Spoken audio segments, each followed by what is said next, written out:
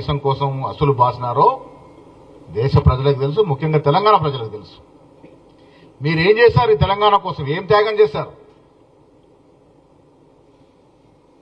తెలంగాణ రాష్ట్రం కోసం కొన్ని వందల మంది విద్యార్థులను ప్రాణాలు అర్పిస్తే కిరోసిన్ వేసుకొని అగ్గిపెట్ట దొరకలేనని మహానటి నటిస్తున్నటువంటి హరీష్ రావు త్యాగదనుడా?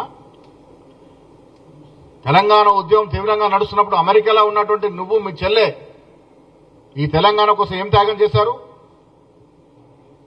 అధికారం వచ్చిన తర్వాత ఉన్నపనంగా వచ్చేసి మంత్రులుగా, ఎమ్మెల్సీలుగా, ఎంపీలుగా చలామైన మీరు ఏం త్యాగం చేశారని రాజీవ్ గాంధీ గురించి మాట్లాడుతూ ఉన్నారు.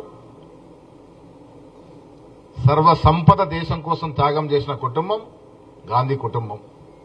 దేశ ప్రజల, రాష్ట్ర ప్రజల సంపద దోచుకున్న కుటుంబం కేసీఆర్ కుటుంబం. ఈ దేశంలోనే అత్యంత తక్కువ సమయంలో అత్యంత ఎక్కువ దోచుకున్న కుటుంబం, రాజకీయ కుటుంబం ఏదైనా ఉంది అంటే అది కేసీఆర్ కుటుంబము. ఇది దేశ ప్రజలందరూ తెలుసు.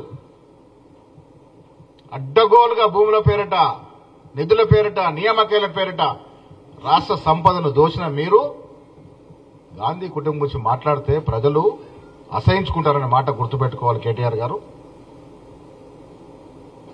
నిన్న అరెస్టు డ్రామా తెరదీశారు.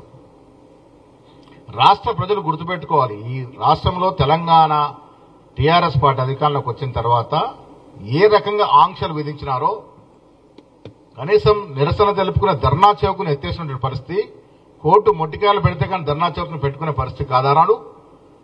మాలాంటి కాంగ్రెస్ నాయకులు ఎన్ని వందల మార్లు గోరెండు బంద్ చేసిన సందర్భము, మాట్లాడే స్వేచ్ఛ లేకుండే, ప్రజాస్వామ్యంలో ధర్నాలు చేసే స్వేచ్ఛ లేకుండే, అలాంటి నిర్బంధ పాలన నుంచి పోయిన సంవత్సరం సంఖ్యలు తెంచుకొని ప్రజాపాలన వచ్చింది.